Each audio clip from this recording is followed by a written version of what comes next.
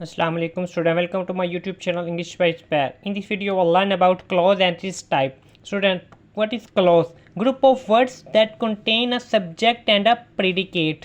Close क्या होता है? एक ग्रुप होता है वर्ड्स का, उसके अंदर लास्ट में क्या होना चाहिए? सब्जेक्ट या वर्ब होना चाहिए कम से कम, बाकी ऑब्जेक्ट आ जाए जो मर्जी आ जाए, कम से कम क्या होना चाहिए? सब्जेक्ट और वर्ब जिसके अंदर आ जाएगा उसे क्या कहेंगे? क्लोज। और यही जो डेफिनेशन है वो सेंटेंस की भी यही होती है, उसके अंदर भी क्या होना है?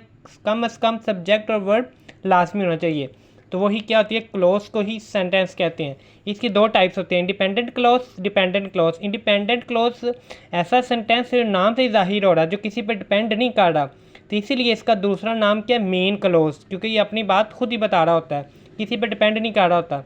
डेफिनेशन क्या है? Can stand alone as a complete sentence, यानी कि पूरी सेंटेंस की ये खुद ही क्या कर रहा होता है? सेंस दे रहा होता है, किसी पर डिपेंड नहीं कर रहा होता।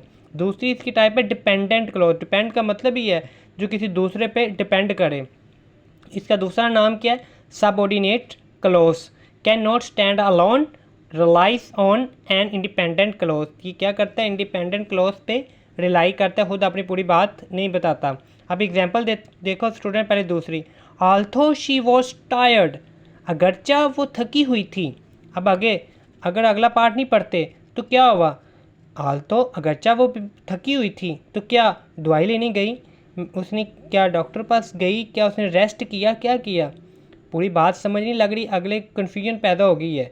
तो जिस सेंटेंस को पढ़ के कन्फ्यूजन पैदा हो जाए उसे क्या कहते हैं? Dependent clause. जब अगला पार्ट पढ़ेंगे, शी स्टडीड हार्ड, उसने सख्त मेहनत अच्छी तरह पढ़ाई की, यानी कि थकी हुई थी फिर भी उसने क्या किया? अच्छी तरह स्टडी की है।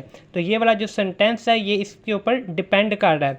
आई वेंट टू स्टोर, मैं स्टोर गया, ये सेंटेंस क्या किसी पर डिपेंड कर रहा है? अगर अगला नहीं पढ़ते तो ठीक है जी, स्टोर गया।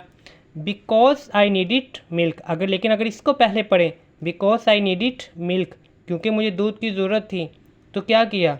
दूसरा पार्ट बताएगा कि I went to the store, कि वो स्टोर गया। तो ये वाला पार्ट क्या हो गया? इंडिपेंडेंट, जो किसी पर डिपेंड नहीं कर रहा। और ये वाला पार्ट क्या होगा? Because I needed milk, this is dependent clause, क्योंकि ये इस पर डिपेंड कर रहा था। तो नीचे वाले में ये डिपेंडेंट है, ये इस पर डिपेंड कर रहा है, तो ये क्या हो गया? Dependent clause. और ये क्या होगी?